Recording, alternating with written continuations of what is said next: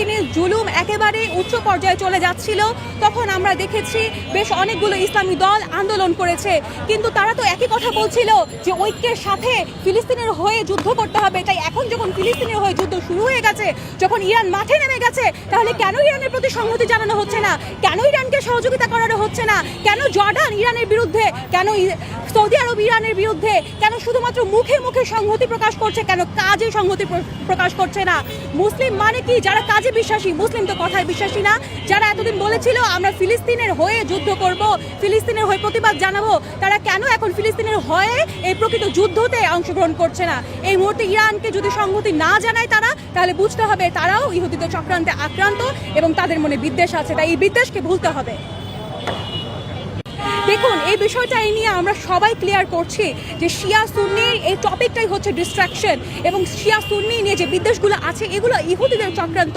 আপনাদের যদি শিয়াদের সম্পর্কে জানতে হয় তাহলে অবশ্যই শিয়াদের সাথে, প্রকৃত শিয়াদের সাথে মিশুন এবং শিয়া কিতাব হতে তাদের আকিদাকে সংগ্রহ করুন।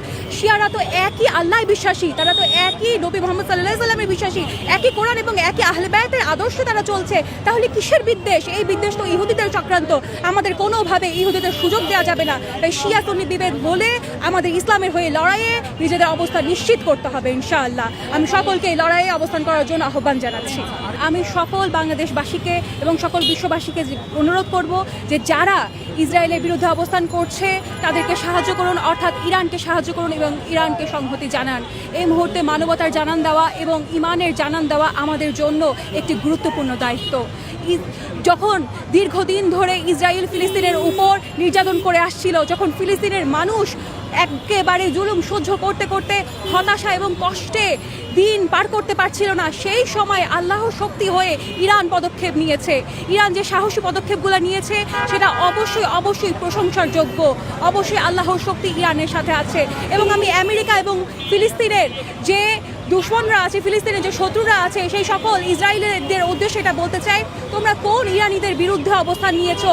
যে ইরানিরা কিনা সূর্যমুখীর বীজ খেতে খেতে রকেটের দিকে তাকিয়ে থাকে কোনো প্রকার চিন্তা কিংবা কোনো প্রকার ভয় ছাড়া, সেই ইরানিদের সাথে তোমরা অবস্থান নিয়েছো, সেই ইরানিদের সাথে তোমরা যুদ্ধ করবে?